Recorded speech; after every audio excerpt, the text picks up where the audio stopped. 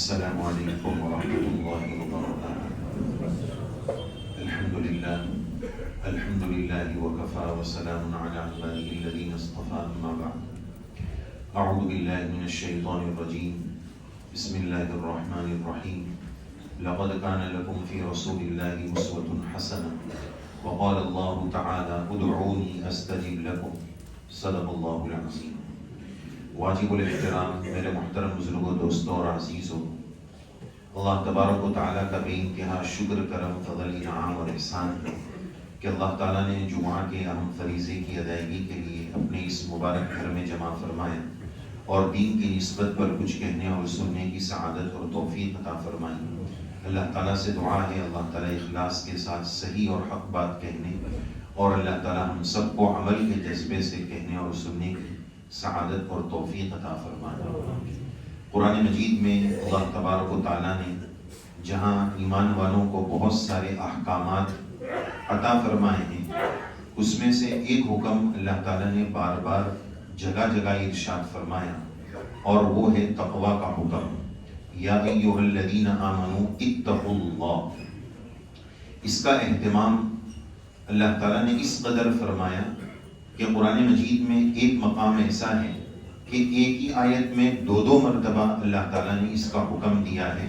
28ویں پارے میں اللہ تعالیٰ ارشاد فرماتے ہیں، یا ایھا الذین آمنوا اتقوا اللہ، اے ایمان والو اللہ سے ڈرو، ولتنظر نفس ما قدمت لغد، اور دیکھ لو تم نے آئندہ کل کی کیا تیاری کر رکھی ہے، واتقوا اللہ، اللہ سے ڈرو۔ ایک ہی آیت میں دو جگہ اللہ تعالیٰ نے تقویٰ کا حکم دیا ہے۔ آج کے اس دور میں جہاں ہر طرف فحاشی، عیاشی، آوارگی، بے حیائی کا دور ہے، ایمان کی حفاظت، نظر کی حفاظت، اپنے آپ کو گناہ سے بچانا جہاں اس دور میں مشکل ہے، بہت سارے نوجوان اور ایمان والے یہ چاہتے ہیں کہ کس طرح آج کے اس نازک دور میں اپنے آپ کو گناہ سے بچایا جائے۔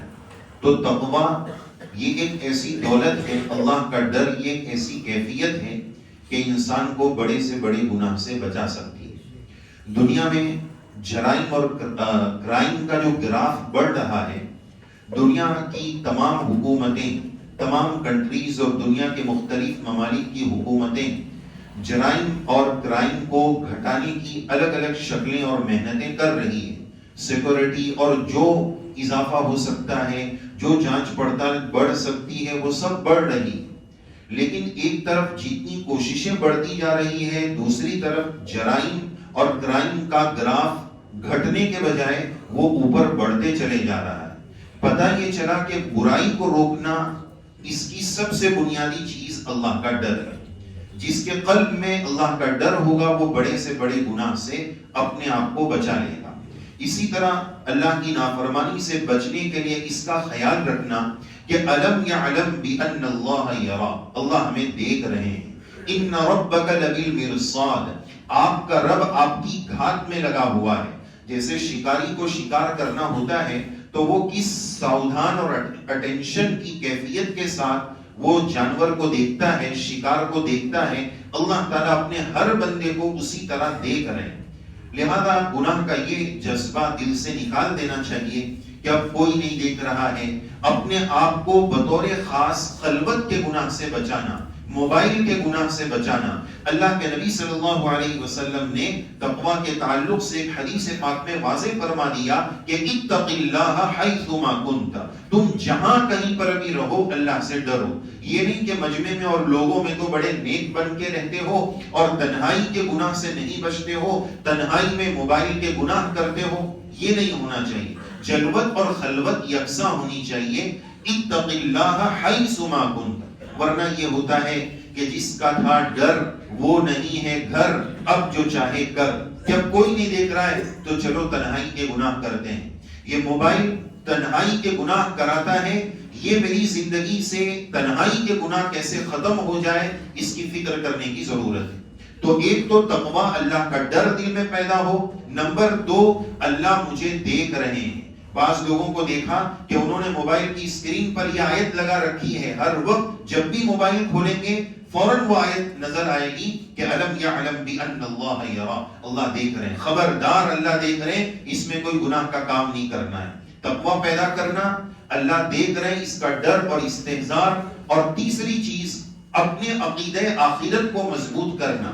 قرآن مجید میں جہاں 3 بنیادی عقیدے بتائے ہیں، پورے قرآن شریف کا خلاصہ جو 3 بنیادی عقیدے ہیں، اثبات توحید، اللہ تعالیٰ کو ماننا، اللہ کو ایک ماننا، اثبات رسالت، اللہ کے نبی صلی اللہ علیہ وسلم کی رسالت پر ایمان لانا، اور تیسرا ہے بعث بعد الموت، مرنے کے بعد دوبارہ زندہ ہونا۔ عقیدہ آخرت ہمارا بہت کمزور ہو گیا، اس عقیدے کو مضبوط کرنے کی ضرورت ہے کہ مرنے کے بعد ہمیں دوبارہ زندہ ہونا ہے، اللہ تعالیٰ کے سامنے کھڑے ہونا ہے، اللہ تعالیٰ کے سوال کا ہمیں جواب دینا ہے۔ قرآن مجید میں اللہ تعالیٰ نے ارشاد فرمایا فَسَوْفَ يُحَاسَبُ حِسَابًا يَسِيرًا، حساب آسان لیا جائے گا۔ ایک حدیث پاک میں فرمایا من نوقش عذب، جس سے مناقشہ ہو گیا اس کو عذاب دیا جائے گا۔ اس کو تھوڑا سا سمجھیے کہ جب بندہ اللہ کی جناب میں پہنچے گا، اس کو بتایا جائے گا دیکھ تو نے یہ کیا، یہ کیا، یہ کیا، یہ کیا، یہ اس کو بتایا جائے گا، یہ تو نکل جائے گا، اس کو اللہ پار کر دیں گے۔ من نوقش عذب کا مطلب یہ ہے کہ اللہ تعالیٰ بندے کو بلائیں گے اور بتائیں گے کہ دیکھ تو نے یہ نافرمانی کی تھی، بتا یہ کیوں کیا تھا۔ جب جس سے کیوں کا سوال ہو گیا، عذب، وہ معذب ہوگا، وہ عذاب سے دوچار ہوگا، وہ بچ نہیں پائے گا۔ تو مرنے کے بعد اللہ کے سامنے کھڑے ہو کر مجھے جواب دینا ہے۔ ایک حدیث شریف میں بڑا عجیب مضمون ہے جس کو حدیث البطاقہ کے نام سے جانا جاتا ہے کہ اللہ تعالیٰ ایک بندے کو حساب لینے کے لیے بلائیں گے اور اس کے گناہوں کے 99 رجسٹر ہوں گے۔ آپ اللہ تعالیٰ کی رحمت کا اندازہ لگائیں، اللہ تعالیٰ ہمارے رب کتنے مہربان ہیں، کریم پروردگار ہیں، اللہ بندے کو کتنا معاف کرتے ہیں، آپ ذرا اندازہ لگائیں، اس کی رحمت کا تصور فرمائیں۔ 99 گناہوں کے رجسٹر، اور ایک رجسٹر کتنا بڑا ہوگا؟ حدیث شریف میں آتا ہے کہ ایک انسان کتنا دور دیکھ سکتا ہے، منتہائے نظر تک اس کی ایک رجسٹر ہوگے جو گناہ سے بھرا ہوا ہوگا۔ ایسے 99 رجسٹر ہوں گے اور ترازو لایا جائے گا، ایک پلڑے میں وہ 99 گناہوں کے رجسٹر رکھ دیے جائیں گے، دوسری طرف سے ایک پرچی لائی جائے گی۔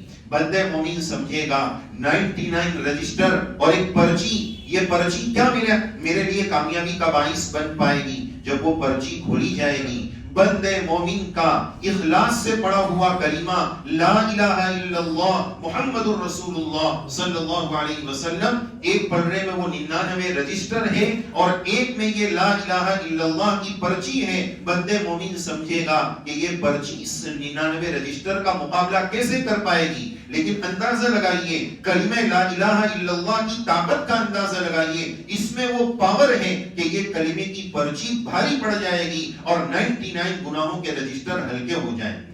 وہ کلمہ، وہ ایمان اللہ نے مجھے اور آپ کو دیا ہے، کاش اس کی قدر ہمیں سمجھ آ جائے۔ تو بات یہ عرض کی جا رہی تھی کہ گناہ سے ہم کیسے بچیں، تقویٰ پیدا کریں، اللہ ہر وقت دیکھ رہے اس کا دھیان پیدا کریں، اور تیسری بات ہم نے یہ عرض کی کہ مرنے کے بعد مجھے اللہ کے سامنے کھڑے ہو کر جواب دینا ہے، اور اللہ کی مدد اگر ہم چاہتے ہیں تو اپنے آپ کو دعاؤں والا بنائیں۔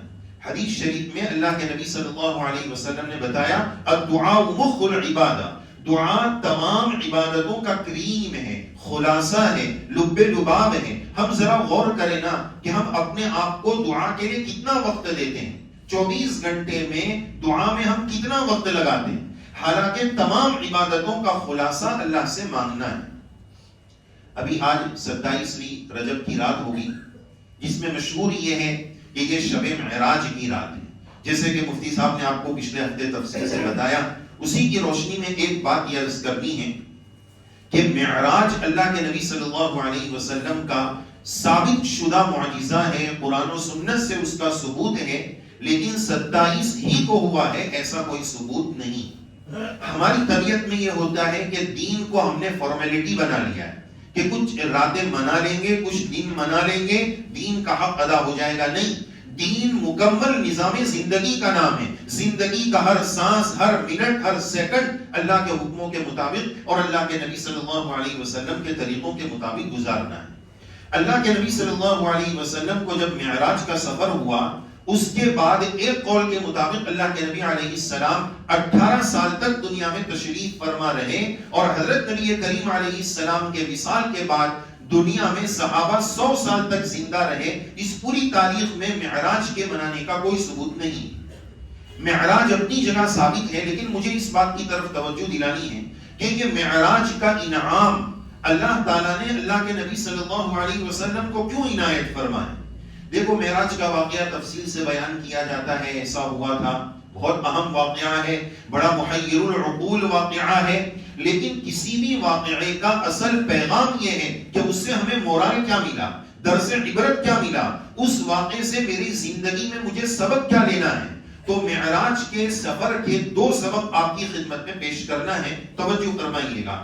ایک سبق تو یہ ہے کہ معراج کا سفر اس بنیاد پر ملا کہ اللہ کے نبی علیہ السلام پر سخت مایوسی کی کیفیت تھی کہ مکہ والوں نے نہیں مانا، مکہ والوں نے دین کی دعوت کو ٹھکرا دیا. اللہ کے نبی علیہ السلام طائف تشریف لے گئے. طائف کا جو واقعہ ہے، اللہ تعالی ہم سب کو حرمین شریفین کی مقبول حاضری بار بار نصیب فرمائے. جب حاجی وہاں جاتا ہے، طائف زیارت کے لیے جاتا ہے، جب طائف زیارت کے لیے جائیں تو آدمی سوچتا ہے کہ یہاں کے انگور بہت میٹھے ہوتے ہیں، وہ انگور لینے کی کوشش کرتا ہے، لیکن ذرا اس موقع پر یہ یاد کرنے کی ضرورت ہے کہ یہ انگور کی مٹھاس میرے سرکار کی قربانیوں کا صدقہ ہے. اللہ کے نبی علیہ السلام نے اس سرزمین پر پتھر کھائے ہیں، لہو لہان ہوئے ہیں. اللہ کے نبی علیہ السلام نے قربانیاں پیش کی ہیں. آپ بے یار و مددگار طائف کی وادیوں میں تھے، دعوت پیش کر رہے تھے، انسانیت کو ایمان اور ہدایت کی دعوت پیش کر رہے تھے. ظالم اوباشوں نے آپ کو کیا تکلیفیں پہنچائی، کیسی تکلیفیں پہنچائی. طائف کے اس واقعے کو بیان کرنے کی نہ کسی زبان میں طاقت ہے، نہ کسی کانوں میں سننے کی صلاحیت ہے. وہ کیفیت الفاظ میں بیان تو کوئی کر دے گا، لیکن اللہ کے نبی علیہ السلام کے قلب اطہر کی جو کیفیت تھی، آپ کے قلب حساس کو جو دشمنوں کی طرف سے تکلیف پہنچائی گئی تھی، اس کو کوئی بیان نہیں کر سکتا ہے. وہ جذبات. بہرحال طائف کے واقعے سے سبق یہ ملا کہ معراج اس کے بعد ہوا جب انسان اپنی زندگی میں مایوس ہو جائے. ڈپریشن کا بعض لوگ شکار ہو جاتے ہیں، ٹینشن کا شکار ہو جاتے ہیں کہ اب تو میرا سب کچھ لٹ گیا، کاروبار بھی بکھر گیا، دنیاوی اعتبار سے میں بالکل ٹوٹ چکا ہوں. یاد رکھنا چاہیے مایوسی کفر ہے. مایوسی کفر ہے جب انسان اپنے آپ کو یوں محسوس کرے کہ میں بالکل ٹوٹ چکا ہوں، حالات بکھر چکے ہیں. یاد رکھنا چاہیے وہی اللہ کی مدد کا وقت ہوتا ہے، اسی وقت دعا کرنی چاہیے. اگر انسان اس وقت مایوسی کا شکار ہو جاتا ہے، اللہ کی ذات سے اپنی امیدیں توڑ دیتا ہے، تو پھر وہ ضلالت اور گمراہی کا شکار ہوتا ہے. لیکن اگر اسی وقت وہ اللہ کے سامنے مانگ لے، وہی اللہ کی مدد کا وقت ہوتا ہے. جب اللہ کے نبی علیہ السلام مایوس ہو گئے کہ نہ مکہ والے ساتھ دے رہے ہیں، نہ مدینہ نہ طائف والے ساتھ دے رہے ہیں، تو پھر اللہ کے نبی علیہ السلام نے طائف کے میدان میں ایک دعا مانگی تھی. عجیب و غریب دعا ہے. اس دعا کو یہ کہا جا سکتا ہے کہ اس دعا نے آسمانوں پر کوہرام مچا دیا تھا.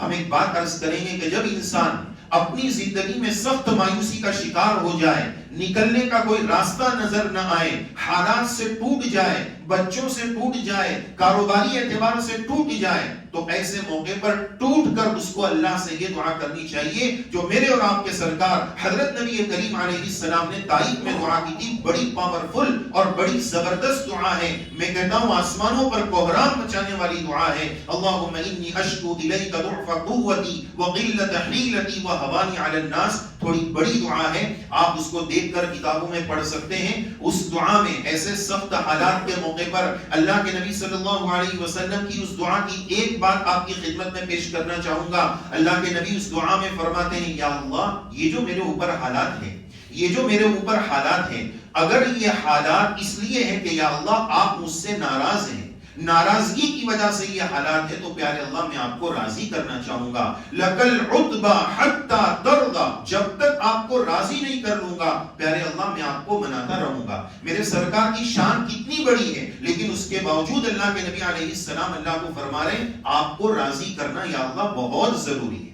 میرے سرکار کی شان تو یہ ہے کہ وَلَسَوْفَ يُعْطِيكَ رَبُّكَ فَتَرْضَىٰ، اللہ فرمانے محبوب ہم آپ کو راضی کریں گے، ہم آپ کو راضی کر دیں گے. لیکن اللہ کے نبی علیہ السلام تعریف کی دعا میں فرما رہے ہیں یا اللہ آپ کو میں اس وقت تک مناتا رہوں گا جب تک کہ آپ راضی نہ ہو جائیں.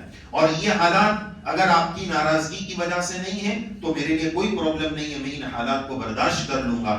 یہ تعریف والی دعا، اللہ سے مانگنے کا اہتمام، ہماری زندگیوں سے دعاؤں کا اہتمام نکل گیا ہے. اللہ سے خوب مانگیے. ہمارا رب بڑا مہربان ہے، کریم ہے، پروردگار ہے. دنیا کے انسانوں سے اگر مانگا جائے ایک بار دے دیں گے، دو بار دیں گے، تیسری مرتبہ منہ بگاڑ دیں گے، چوتھی مرتبہ میں صاف منع کر دیں گے کہ یہ کیا بار بار تم نے لگا رکھا ہے. لیکن رب کی شان یہ ہے کہ لم یسأل اللہ یغضب، اللہ کی شان یہ کہ اس سے نہیں مانگتے ہیں تو وہ ناراض ہوتا ہے. نہ مانگنے پر ناراض ہوتا ہے، دنیا والے مانگنے پر ناراض ہو جاتے ہیں. شاعر کہتا ہے ہم کو شکوہ ہے ہمارا مدعا نہیں ملتا، ہم کو شکوہ ہے ہمارا مدعا نہیں ملتا، دینے والے کو گلہ ہے گدا نہیں ملتا. کوئی فقیر ملتا ہی نہیں، کس کو دوں؟ ہم کو شکوہ ہے ہمارا مدعا نہیں ملتا، دینے والے کو گلہ ہے گدا نہیں ملتا. غفلت شعاری دیکھ کر بندے کی کہتا ہے کریم، غفلت شعاری دیکھ کر بندے کی کہتا ہے کریم، دینے والا دے اسے دستے دعا نہیں ملتا. ہم تو دینا چاہتے ہیں، ہم تو مائل بکرم ہیں کوئی سائل ہی نہیں، ہم تو مائل بکرم ہیں کوئی سائل ہی نہیں، راہ دکھلائیں اسے کوئی رہنم منزل ہی نہیں. اللہ تعالیٰ تو اپنے بندوں کو نوازنا چاہتے ہیں. غفلت ہماری طرف سے ہو رہی ہے، دیری ہماری طرف سے ہو رہی ہے. قرآن شریف کی جب یہ آیت پڑھتے ہیں اللہ کا اپنے بندوں سے ایسا پیار جھلکتا ہے، ایسا پیار ٹپکتا ہے. اللہ تعالیٰ فرماتے ہیں یا ایھا الانسان ما غرک بربک الکریم، یا ایھا الانسان ما غرک بربک الکریم. اے انسان تجھ کو تیرے مہربان رب سے کس چیز نے دھوکے میں ڈال دیا؟ اپنے مہربان رب کو چھوڑ کر تو کہاں جا رہا ہے؟ فَأَيْنَ تَذْهَبُونَ، کہاں جا رہے ہو میرے بندو، کہاں جا رہے ہو؟ سکون اور چین لینے کے لیے تم کہاں گئے؟ لیکن تمہیں کہیں سکون نہیں ملا، نہ دنیا سے، نہ دولت سے، نہ گھر آباد کرنے سے، نہ دنیا سے، نہ دولت سے، نہ گھر آباد کرنے سے. تسلی دل کو ہوتی ہے خدا کو یاد کرنے سے. اپنے گھروں میں اللہ کا ذکر آباد کرو، تلاوت آباد کرو. اِنَّا نَحْنُ نَزَّلْنَا الذِّکْرَ، سب سے بڑا ذکر اللہ کا کلام.